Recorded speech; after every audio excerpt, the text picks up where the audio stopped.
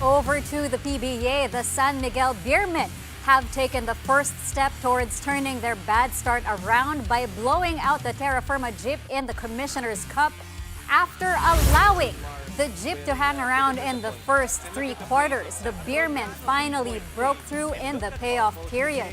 San Miguel outscored Terra Firma 33-22 in that big fourth quarter to pull off a 106-88 victory. A triumphant return here for Leo Austria, who is back as head coach of the Beermen. Austria replaces George Gallant, who had been calling the shots since the 2023 Commissioner's Cup. New import Torrin Jones had 24 points and 13 rebounds in his debut, while multi-time MVP Junmar Fajardo finished with 21 markers, 19 boards, and 7 assists. This evens out San Miguel's win-loss record at 2-2, while also dealing Terra Firma its fifth loss in as many games. Here's Austria talking about the opportunity to return to the team where he won 9 PBA titles.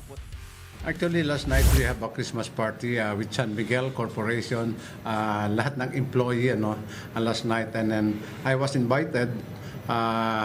Usually, all the players lang yan but I was invited, and all of a sudden I was called up to go upstairs with the management, and that's the time na they told me na they asked me if I can coach. Sabi ko, boss, I'm healthy and never get sick since I took over San Miguel ganyan, but okay, ganyan we're losing coach.